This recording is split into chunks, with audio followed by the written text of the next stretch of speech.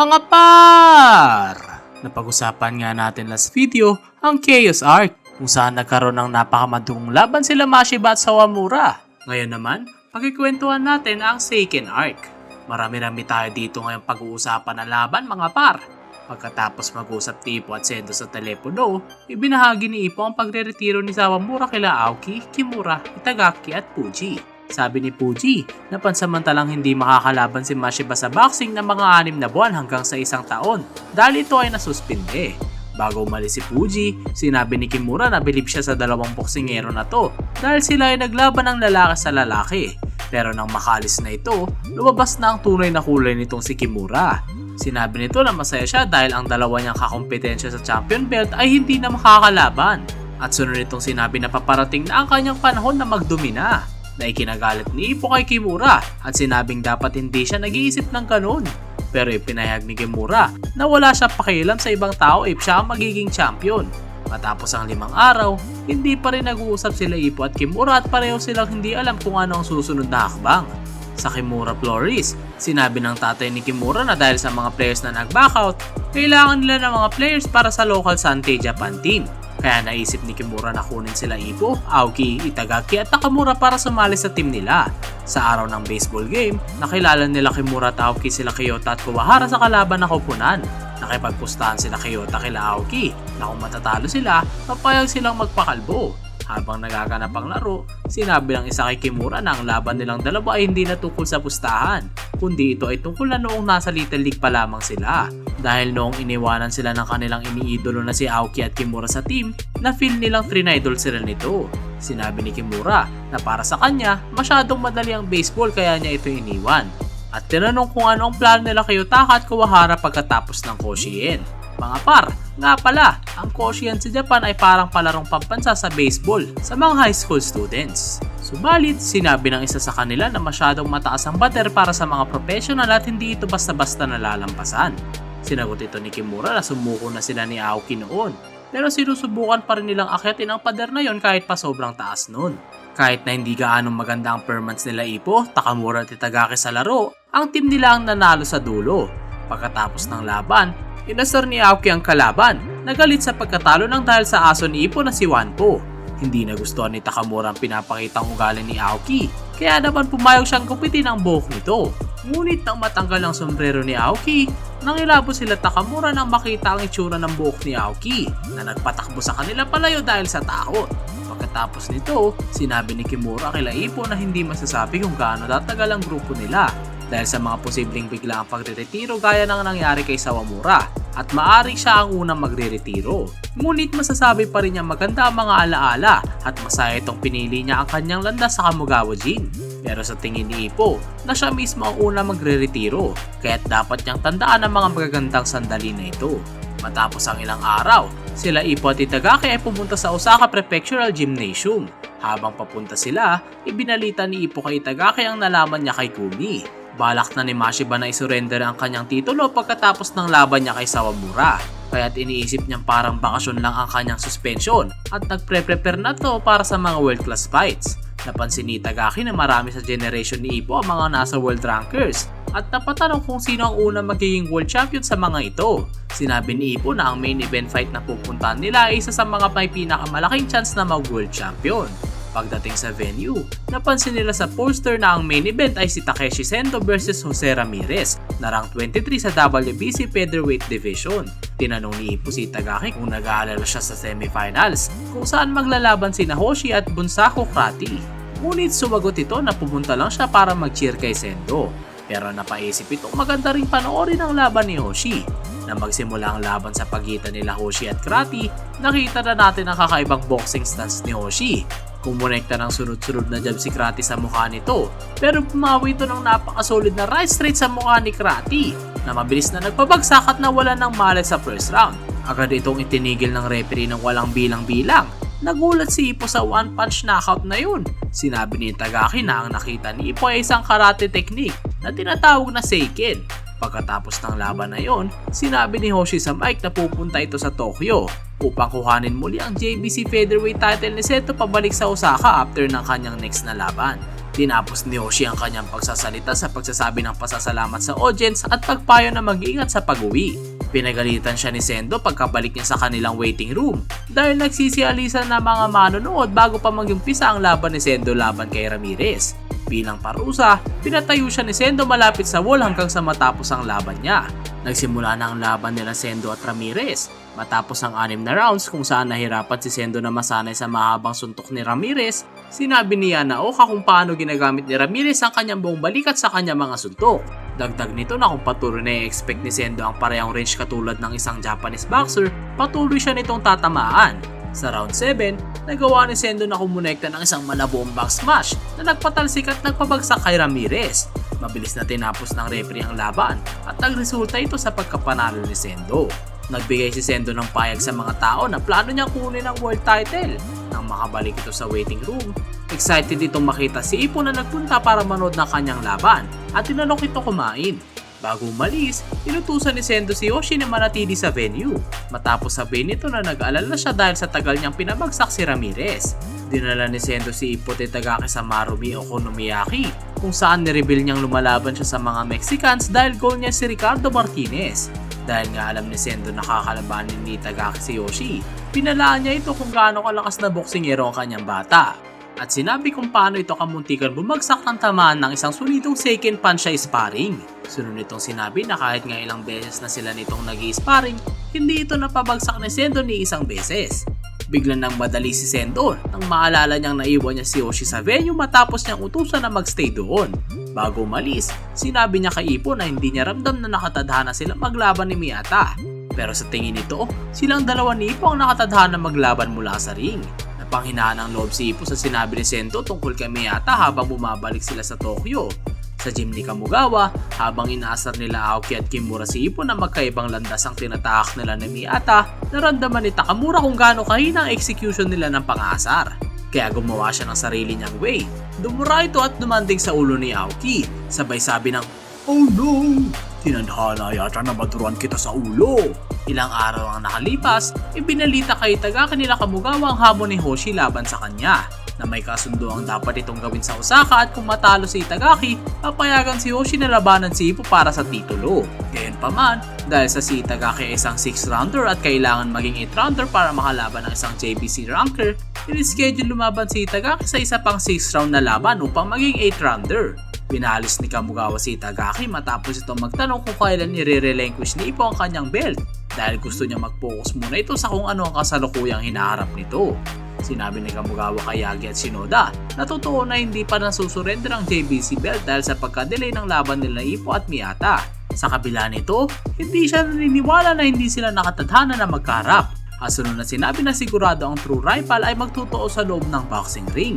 Nang tanongin ni Kamugawa si Shinoda kung magaling na ba ang mga injury ni Itagaki, confident itong sumagot na ready na itong lumaban. 3 linggo ang nakalipas, dumating si Itagaki sa Korakuen Hall para sa kanyang 6-round fight. Nang magsimula ang laban, nahirapan si Itagaki na iwasan ang mga atake dahil sa kakaibang rhythm ng kanyang kalaban sa pag-abante. Matapos magkaroon ng matinding bakbakan sa buong 6 rounds, nanalo si Itagaki via unanimous decision. Sa labas ng venue dahil sa pangit na performance ni Itagaki, inasar ito nila Aoki at Kimura na ang tadhana niya ay maging isang mad wrestling fighter tulad nila. Dahil pare-pareho silang chief trainer si Shinoda. Sinabi nila Aoki at Kimura na si Shinoda ay trainer from hell at tinawag itong master ng mga walang kwentang laban. Nang marinig ito ni Shinoda, mabilis na nagaklasa ng mga gunggong. Sa gym ni Kawahara, habang rinarap ni Miyata ang kanyang kamao, gusto malaman ng kanyang tatay kung anong ginagawa nito. Dahil kung naalala nga natin mga par, nabasag ang kamao nito laban kay Choi Jongbong. Sinabi ni Miyata na wala na siyang nararamdamang sakit sa mga kamao nito. Sabi ng tatay niya na huwag niya ito ituloy dahil baka mabasag ulit ng kanyang mga kamao at ma-reschedule ang laban nila ni Ippo. Nalaman ni Miyata mula sa kanyang tatay na magkakaroon ng laban sa pagitan ng rank 2 at rank 3 na boksingero sa OPBF para pumili ng pansamantalang champion habang inaantay ang kanyang paggaling. Sinabi ng tatay ni Miyata na balak ng interim champion na maging comeback fight nito dahil tradisyon na ang original champion ay dapat na makapaglaban sa interim champion kapag gumaling na. Pero sinabi ni Miyata na hindi mangyayari iyon at wala siyang pakialam kahit tanggalan siya ng belt. Basta makalaban lang niya si Ippo, okay na sa kanya kahit anong mangyari. Nang umalis ang tatay niya matapos magdesisyon na unahin ang damdamin ng kanyang anak, tinignan ni Miyata ang ranking sa OPBF Featherweight para malaman kung sino ang maglalaban para sa posisyon ng interim champion. Nakita niya ang pangalan ng rank 2 sa OPBF Featherweight na si Randy Boy Jr. from the Philippines at naalala niyang narinig na niya ang pangalang iyon dati. Habang nagsha-shadowbox si Miyata, na-excite siya na tuparin ang kanyang pangako kay Ippo para sa kanilang inaasahan na pagkikita sa loob ng ring pagkatapos gumaling ng kanyang mga kamao. Naalala ni Miyata na may nakapagsabi na sa kanya ng tinadhanang magkaharap pero hindi niya maalala kung sino. Sa Kamugawa Boxing Gym, pinanood ni Naoki, Kimura at Itagaki si Ippo habang nagsha-shadowbox kung saan nagpiplinch ito na parang tinatamaan ng counter ni Miyata. Sinabi nila Aoki at Kimura kay Itagaki na ganun talaga si Ippo simula nung una pa lang kapag si Miyata ang ini-imagine sa shadowboxing na napipil niya talagang nakikipaglaban siya kay Miyata na kanilang pinaniniwalaan na ito ang simula at posibleng dulo ng laban ni Ippo. Matapos makita si Ippo na nag-shadowbox na parang kalaban si Miyata, binanggit ni Kamugawa kay Yagi kung gaano ito ka-nostalgic. Samantalang inirekomenda ni Yagi na makapaglaban muna si Ippo sa iba habang naghihintay sa laban kay Miyata. Tinanggihan iyon ni Kamugawa sapagkat maaaring matalo si Ippo dahil masyado itong nakapokus kay Miyata. Binanggit ni Yagi na maganda na hindi tinanggap ang hiling na maging OBPF interim champion si Ippo dahil may magandang standing at siguradong malakas ang rank 2 boxer sa OPBF. Pinakita kay Kamugawa ang file tungkol sa rank 2 ng OPBF na si Randy Boy Jr. kung saan feeling ni Kamugawa narinig niya na ang pangalang Randy Boy noon. Pumunta si Itagaki sa Korakuen Hall para manood ng laban ng kaklase niya noong amateur days na si Suzuki para sa kanyang unang laban bilang professional. Matapos mapanood si Suzuki na manalo sa laban, nakipagkita si Itagaki sa kanya upang batiin. Nagtaka si Itagaki kung bakit lumipat si Suzuki sa junior lightweight at sinabi nito na dahil ayaw niya nang makalaban sila Itagaki, Imai, Ippo at ang kanyang teammate na si Miyata. Nabigla si Itagaki nang sabihin ni Suzuki na ang tanging sinabi ni Miyata sa kanya ay good luck bago umalis para sa unang laban niya bilang professional. Habang nangangarap si Suzuki na maglaban sila Ippo at Miyata, pinalaan ito ni Itagaki na malakas ang senpai niya. Sumagot naman si Suzuki na malakas din ang kanyang senpai. Muling pinati ni Itagaki si Suzuki sa kanyang pagkapanalo bago umalis. Confident ito na magtatagpo sila Ippo at Miyata sa loob ng ring dahil walang makakapigil sa kanila. Sa Kamugawa Gym, matapos mahirapan si Itagaki laban kay Aoki sa isang sparring, inasar ito ni Aoki dahil ayaw nitong malampasan siya sa internal ranking ng Kamugawa Boxing Gym. Sumugod si Aoki kay Kimura habang pinapaliwanag nito kay Ippo kung bakit nababahala si Aoki na malampasan siya ni Itagaki sa ranking nila. Sinabi ni Aoki na may mga tao na sumusunod sa kanya sa gym kaya mas mataas ang ranking niya kaysa kay Kimura. Pag-alis nila sa gym, napag-usapan nila Aoki at Kimura na parang nagkakaroon ng problema si Itagaki at inisip nila na baka dahil ito ay nanalo ng laban kay Imai at wala na siyang goal. Sunod na sinabi nila Aoki at Kimura na baka mag-quit si Ippo sa boxing kung manalo ito laban kay Miyata. Sunod nating nakita na nahihirapan si Itagaki habang sinusundan si Ippo sa roadwork. Pagkatapos, napaisip ito kung gaano siyang out of shape. Tumaas ang energy ni Itagaki nang maalala niya kay Ippo ang pagkakataon na binigay niya ang baton pass para makuha ang JBC Featherweight belt. May isang linggo bago ang laban ni Itagaki laban kay Hoshi, dumating sila Fuji at Mari sa Kamugawa Gym para interviewin si Itagaki. Nag-alala si Aoki at Kimura dahil nagsisimula na makilala si Itagaki. Kaya naman napaisip sila tungkol sa kanilang internal ranking system sa gym. Tinanong nila Fuji kung isusuko ni Ippo ang kanyang JBC Featherweight belt para makalaban ng OPBF champion na si Miyata. Sino sa tingin nito ang next na magiging JBC champion sa Featherweight division? Confident na sinabi ni Itagaki na sisiguraduhin niyang maibabalik ang belt ng kanyang senpai sa Kamugawa Gym. Pag-alis nila Fuji at Mari sa gym, sinabi ni Fuji na sana makita niya kung paano haharapin ni Ippo ang new generation ng boxing. At si Itagaki lang ang hindi makikipaglaban kay Ippo mula sa bagong henerasyon. Sinabi naman ni Mari na isusuko na ni Ippo ang belt kahit wala nang laban sa pagitan ng mga new at old generation. Pero naniniwala si Fuji na may chance pa rin at sinabi niya na kahit gusto niyang makita si Ippo na lumaban sa world level, hindi pa rin sure ang mangyayari sa loob ng ring.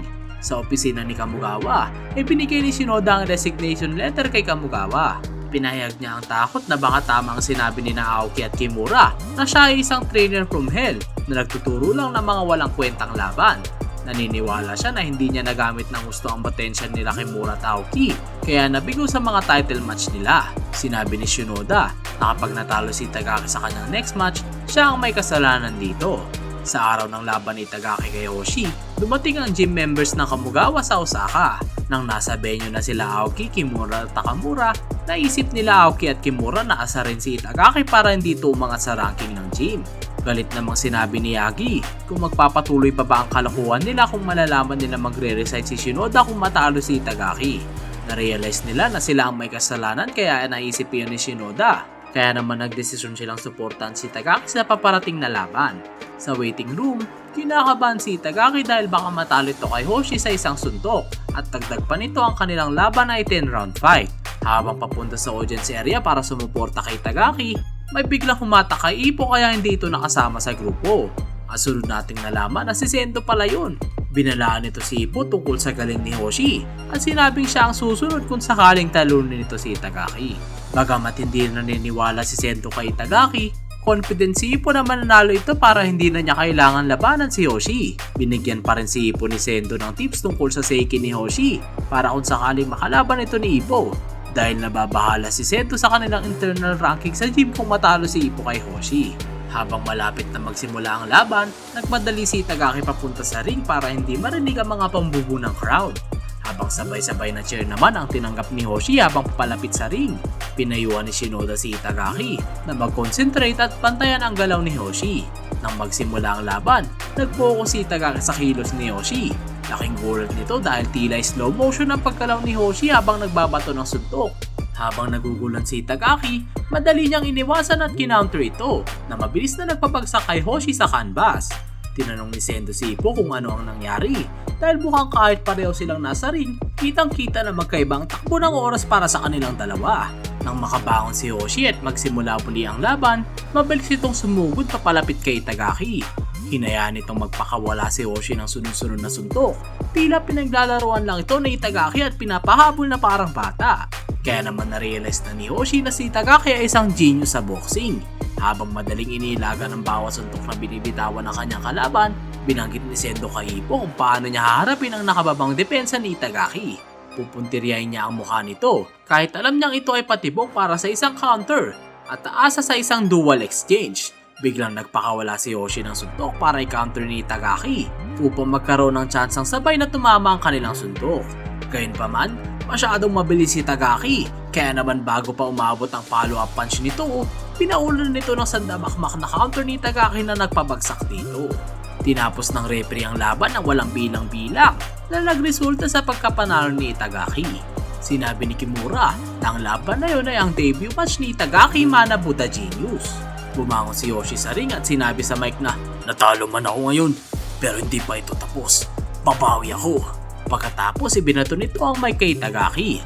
Sinabi ni Sendo habang nakapokus si Hoshi kay Itagaki ngayon, may chance na si Itagaki naman ang pumuntirya kay Ippo in the future upang sumpukin ang sarili. Sinabi ni Ippo na parehas silang nasa Kamugawa Boxing Gym kung saan nag-agree naman si Sendo doon. Habang iniisip nito na hindi na mahalaga yon kung tunay na lalaki si Itagaki. Nakakuha ng respeto si Itagaki sa mga tao matapos magbigay ng panayam sa kanyang pagkapanalo. Habang tinitignan si Itagaki, napaisip si Ippo na hindi na siya makakakita ng ibang boksingerong sobrang nai-enjoy ang boxing. At doon na nagtatapos ang video.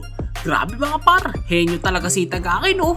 Lupit! O paano? Abang-abang na lang mga par para sa susunod na mga arc. Kaya huwag kalimutan mag-like, subscribe at pindutin mo na rin ang bell button para lagi kang updated. Ako nga pala uli si Yawa Senpai. Hanggang sa muli mga par!